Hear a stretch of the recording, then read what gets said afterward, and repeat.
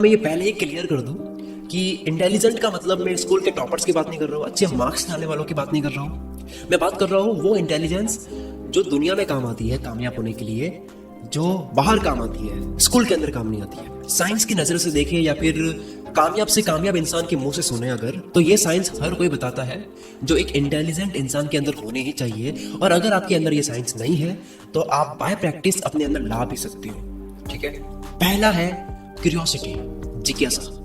एक इंग्लिश की कहावत है, क्यूरियोसिटी किल्ड द कैट। मतलब ज्यादा इंक्वायरी करने से, ज्यादा पूछताछ करने से, इन्वेस्टिगेट करने से, नॉलेज को पकड़ने की बहुत ज्यादा कोशिश करने से नुकसान हो सकता है, ऐसा कहा जाता है। लेकिन मैं यहाँ कहता हूँ it's not always true.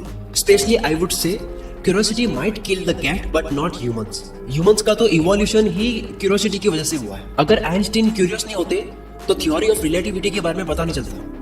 Newton पर एप्पल गिरा और वो इतने क्यूरियस नहीं होते तो ग्रेविटी के बारे में पता नहीं चलता। निकोला टेस्ला को अपनी जान गंवाने का डर होता तो अल्टरनेटिंग करंट के बारे में पता नहीं चलता। अगर केमिकल्स के साइड इफेक्ट से अल्फ्रेड नोबेल डर जाते तो आज हमारे पास डायनामाइट यानी कि बारूद बनाने की नॉलेज कहां से आती। मैडम मैरी क्यूरी का एग्जाम्पल है, जिनकी रियल में जान गई रेडियम और रेडियो एक्टिव सब्सटेंस के बारे में रिसर्च करते करते। लेकिन क्या आपको पता है कि आज उनकी ये डिस्कवरी कितनी इंपॉर्टेंट हो चुकी है। कैंसर का इलाज पॉसिबल हो पाया है उनकी डिस्कवरी की वजह से। और भी बहुत कुछ उन्होंने डिस्कवर किया है। 2 नोबेल प्राइज उनको मिला है, जो कि मिलना मजाक नहीं है। तो लोगों की जान गई है, लेकिन ह्यूमैनिटी की भलाई में इनकी क्यूरियोसिटी इतनी ज्यादा थी ज्ञान को पाने के लिए, नॉलेज को पाने के लिए, कि अपनी जान तक कुर्बान करने के लिए तैयार थे। Knowledge is freedom, knowledge is power, knowledge is confidence, knowledge is everything. जो लोग क्यूरियस है वो लोग इंटेलिजेंट है।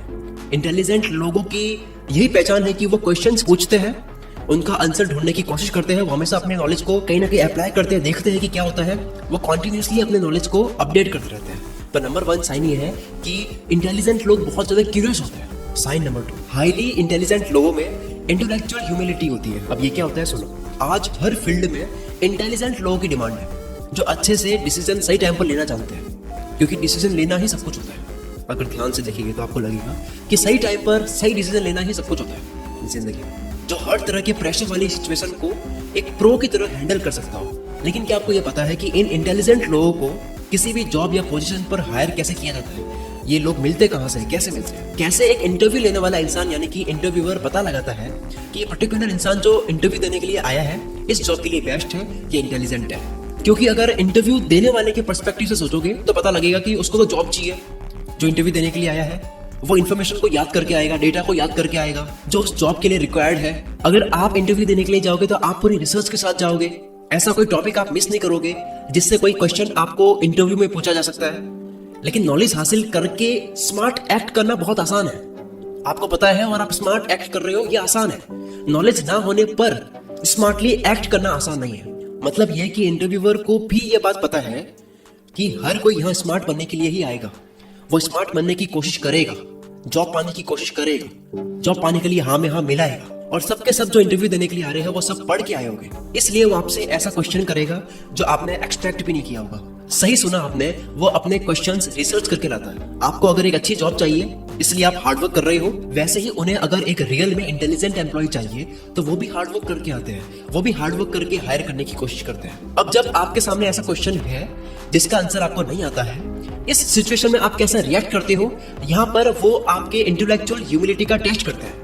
कुछ लोग होंगे जो आंसर को फोर्स फीड करने की कोशिश करते हैं। फोर्स फीड मतलब आंसर नहीं भी पता है तब भी कन्विंस करने की कोशिश करना कि मुझे पता है। और कुछ लोग होंगे जो सीधा एडमिट कर लेंगे कि मुझे नहीं पता। जो लोग रियली इंटेलिजेंट होते हैं वो इनसिक्योर नहीं होते हैं कि अगर इस क्वेश्चन का आंसर मुझे नहीं आया तो इंटरव्यूअर क्या सोचेगा, वो ये नहीं सोचते। वो किसी को अपनी एबिलिटी प्रूव करने की जल्दी में नहीं होते, वो सीधा बोल देते कि मुझे नहीं पता, मुझे इस क्वेश्चन का आंसर नहीं पता। ये इवन बेटर है उससे कि आप कुछ भी बड़बड़ाओ और आप बेवकूफ लगो। अगर आपको नहीं पता कि आंसर क्या है तो इस बात को मान लेना ही इंटेलेक्चुअल ह्यूमिलिटी है, जो आजकल काफी रेयर है, स्पेशली इस कट थ्रोट कंपटीशन के टाइम पर जहां हर कोई अपनी जगह बनाने में लगा हुआ है। ऐसा नहीं है कि लोग हार्डवर्क नहीं कर रहे हैं, मेहनत नहीं कर रहे हैं, मेहनत सारे लोग कर रहे हैं। लेकिन कितनी ही मेहनत कर लो, इंटरव्यूअर जो है वो ऐसा क्वेश्चन आपके सामने लेकर आ ही जाएगा जिसका आंसर आपको नहीं पता होगा। तो जब नहीं पता है वहां पे आप क्या रिएक्ट करते हो वो देखते हो। तो सीधा आपको बोलना है कि मुझे नहीं पता। और ये ना केवल इंटरव्यू के टाइम की बात है, ये हर जगह की बात है। अपने आप को जबरदस्ती स्मार्ट प्रूव करने की कोशिश मत करो, बस अपने स्किल्स पर काम करो continuously and don't try to act smart when you don't know the answer. For example, intellectually humble लोग कभी ऐसा नहीं कहेंगे कि मैं जो कह रहा हूँ वो पक्का सही है, वो ये कहेंगे कि मेरी लिमिटेड नॉलेज में ये बात सही है। वो चीजों को ब्लाइंडली फॉलो नहीं करते, वो ट्रूथ और प्रैक्टिकल नॉलेज को अपनी ईगो से ज्यादा वैल्यू करते हैं। वो किसी के क्रिटिसिज्म को अपने फेवर में ही मानते हैं और उसको एनालाइज करके सीखने की कोशिश करते हैं। मजाक बना भी है तो देखेंगे कि मजाक क्यों बना है, उसके ऊपर काम करते हैं। साइन नंबर 3, ये लोग स्ट्रीट स्मार्ट होते हैं, जो कि एकेडमिकली स्मार्ट लोगों में नहीं होती है। कभी आपके साथ में ऐसा हुआ है कि एक कन्फ्रंटिंग सिचुएशन में आप किसी के साथ में आमने सामने होकर आए हो, मतलब किसी के साथ में आप आर्ग्यूमेंट करके आए हो और वो आर्ग्यूमेंट ओवर हो चुका है, बहस खत्म हो गई है, आप घर आ चुके हो, लेकिन अब दिमाग में कॉन्टिन्यूसली वो पूरा सीन चल रहा है और आपके दिमाग में कॉन्टिन्यूसली ये बातें आ रही है कि मैं ये बोल सकता था, ये जवाब मैं दे सकता था, ये बात ना कह करके मैं ये बात कहता तो कितना मजा आ जाता, मेरे पास ये डायलॉग था, ये बोल देता, सामने वाले की बोलती बंद कर देता, वगैरह वगैरह। बट ये सारी बातें तब याद नहीं आती है जब आर्ग्यूमेंट चल रहा होता है, जब बहस हो रही होती है। अच्छे सॉलिड लॉजिक्स पॉइंट्स याद नहीं आते उस वक्त, वो बाद में याद आते हैं। लेकिन आपको पता है कि ये चीज स्ट्रीट स्मार्ट लोगों में नहीं होती है, कभी नहीं होती है। वो उसी वक्त जवाब देना जानते हैं, उनका दिमाग उसी वक्त काम करता है। वो बाद में घर पे आके ऐसा नहीं बोलते कि शायद मैं ऐसा बोल देता, वो जवाब अच्छे से देना जानते हैं। वो मैनिपुलेट करने में अच्छे होते हैं, उनको रिग्रेट नहीं होता कि यार काश ऐसा कर देता या मुझे दबा दिया गया। बहुत से लोगों में यह मिथ है कि एकेडमिकली स्मार्ट लोग, एकेडमिकली मतलब जो स्कूल और कॉलेज में होशियार होते हैं, ये लोग हमेशा लाइफ में अच्छा कर पाते हैं, या जो लोग स्कूल और कॉलेज में बहुत अच्छा कर चुके हैं उन्हें जॉब्स या करियर वाइज हमेशा सक्सेस मिलती है। ऐसा जरूरी नहीं है। येल यूनिवर्सिटी के साइंटिस्ट ने भी एक रिसर्च की और ये बताया है कि कैसे स्ट्रीट स्मार्टनेस जो एक क्वालिटी है, ये काफी हद तक उन लोगों में पाई जाती है जो जिंदगी में बहुत अच्छा करते हैं। और हर उस इंसान में जिसको बड़ा बनना है, उसके अंदर स्ट्रीट स्मार्टनेस होनी ही चाहिए। स्ट्रीट स्मार्टनेस का मतलब है कि लाइफ की डेली प्रैक्टिकल प्रॉब्लम्स को जल्दी जल्दी सॉल्व कर देना। आपके सामने कोई भी छोटी से छोटी प्रॉब्लम आती है, आप हर मोमेंट में कैसे उससे डील करते हो, चाहे वो रोड क्रॉस करनी हो, किसी से बात करनी हो, अननोन इंसान से बात करनी हो, रास्ता पूछना हो, चाहे वो बार्गेनिंग करनी हो, पैसे कम करवाने हो, कैसे लोगों को स्मार्टली मैनिपुलेट करना और अपना काम निकलवाना, ये कहलाती है स्ट्रीट स्मार्टनेस। फॉर एग्जाम्पल, जो लोग एकेडमिकली स्मार्ट हैं, अपने काम में अच्छे हैं, लेकिन उनको अगर किसी सड़क की दुकान में भेजो तो वो किसी भी चीज को परचेस करते वक्त में वो बार्गेनिंग नहीं करेंगे, वो बार्गेनिंग कर ही नहीं पाएंगे। इनको ठग सकता है कोई भी, इनको दुनिया ठग सकती है। जबकि वही स्ट्रीट स्मार्ट लोग उस दुकान वाले से ऐसे इंटरेक्ट करेंगे कि वो सामने वाले को डिस्काउंट देने पर मजबूर कर देगा। स्ट्रीट स्मार्ट लोगों के पास में हाजिरी जवाब होता है, वो खड़े खड़े ऐसे वैलिड लॉजिक्स देंगे तो वो दुकान वाले भी सोचेगा कि यार चलो इसकी प्राइस कम कर लेते हैं। और ये केवल एक एग्जांपल है, ये हर सिचुएशन की बात कर रहा हूँ मैं। जिंदगी में पता नहीं कितने मोमेंट्स होते हैं जहाँ पे चालाकी से बात करनी आनी चाहिए, तो इनको चालाकी से बात करनी आती है। स्ट्रीट स्मार्ट लोग हर सिचुएशन में जितना जल्दी सॉल्यूशन सोच लेते हैं, उतना जल्दी एक एकेडमिकली इंसान कभी नहीं सोच सकता। और आजकल मार्केट में तो क्या, हर जगह, घर में, ऑफिस में, हर जगह स्ट्रीट स्मार्ट लोगों की ज्यादा वैल्यू होती है कंपेयर टू एकेडमिकली स्मार्ट लोगों की। Sign number 4, highly intelligent people are Meta.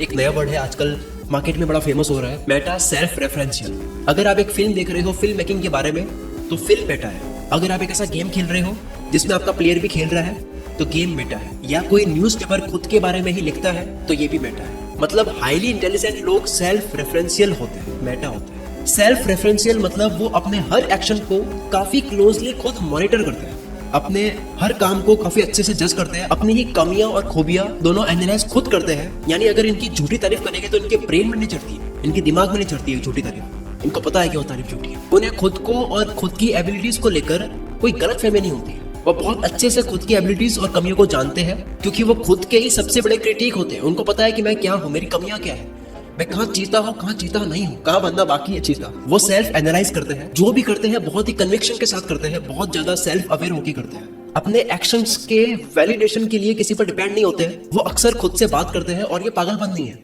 हो सकता है वो अपने किसी इंपॉर्टेंट आंसर या इंपॉर्टेंट स्पीच को रिहर्स कर रहे हो, उनका हर वर्ड सोचा समझा होता है, वो उतना ही बोलते हैं जितना रिक्वायर्ड है, ना ज्यादा ना कम। और ये सब क्वालिटीज आती है उनके मेटा या सेल्फ रेफरेंशियल होने की वजह से। Sign number 5, ability to simplify complex problems. जो लोग हाईली इंटेलिजेंट होते हैं उनमें ये क्वालिटी होती है जिसके चलते वो हर कॉम्प्लेक्स प्रॉब्लम को, डिफिकल्ट से डिफिकल्ट प्रॉब्लम को वो इजीली हैंडल कर पाते हैं। ये क्वालिटी उनमें या तो जेनेटिक होती है या वो डेवलप करते हैं। एक एग्जांपल के साथ में समझाता हूँ। हर ग्रुप में एक ऐसा बंदा होता है जो बहुत पढ़ता है और अच्छे मार्क्स भी लाता है, और फिर एक बंदा होता है जो बहुत कम पढ़ता है। उसके बिहेवियर को देखकर कोई कह नहीं सकता कि इसके मार्क्स भी टॉपर के बराबर आते हैं। वो दोस्तों के साथ में बहुत घूमता है, उसकी सोशल लाइफ बहुत ज्यादा एक्टिव है, वो पार्टी एनिमल है, गेमिंग का एडिक्ट है और पता नहीं क्या क्या है, लेकिन वो भी क्लास का टॉपर है। कैसे? क्योंकि उसे टॉपर वाले मार्क्स लाने के लिए इतना टाइम स्टडी करने की जरूरत नहीं पड़ती है जितनी कि एक नॉर्मल टॉपर को पड़ती है। वो हर डिफिकल्ट टॉपिक को कैसे सिंप्लीफाई करके समझना है इसे बहुत अच्छे से आता है। एक होती है सब कुछ अप्रोच का खेल है। आपको सिर्फ बड़ी प्रॉब्लम को छोटी छोटी प्रॉब्लम्स में कन्वर्ट करना है।